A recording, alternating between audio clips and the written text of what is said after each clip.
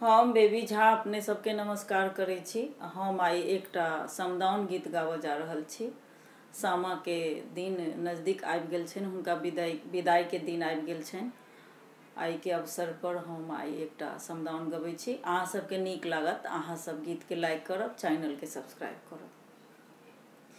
एहन पवित्र भूमि जनक नगरिया से हमरो के कहाँ लेने जाइ छे रे कहरिया। हमरो के कहाँ लेने जाइ छे रे कहरिया।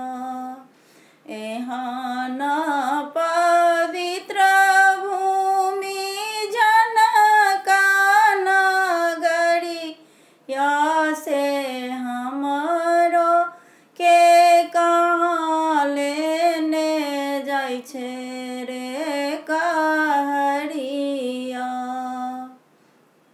बाबा जो है हेथिन पूजा के बेड़िया से लक्ष्मी हमर कत गेलै रे कहरिया। लक्ष्मी हमर कत गेलै रे कहरिया। आमा जो है हेथिन भोजन के बेड़िया से बेटिया हमर कत गेलै रे कहरिया। से बेटिया हमर कत गेलै रे कहरिया। भैया जो है हेथिन कॉलेज के बेड़िया से जोड़िया हमर कत गेलै रे कहरिया। जोड़िया हमर कत गेलै रे कहरिया।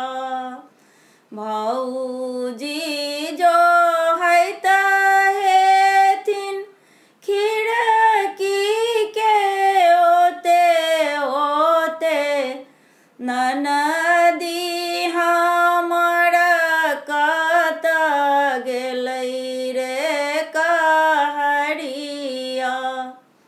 ननदी हमर कत गेलै रे कहरिया।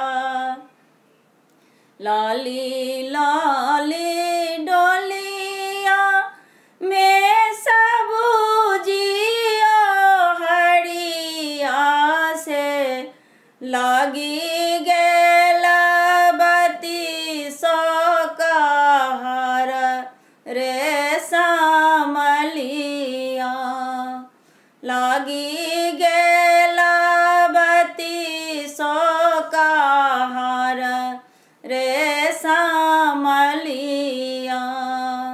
लय पहुँचाए देलखिन ओही रे निकुंज बन जहाँ मोरा माए न बाप रे कहरिया।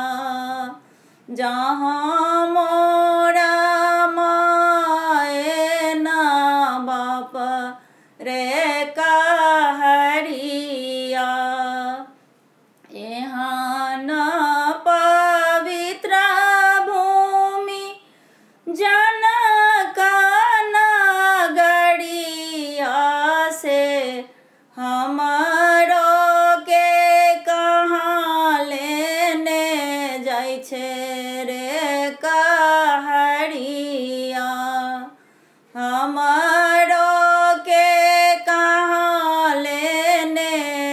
छै रे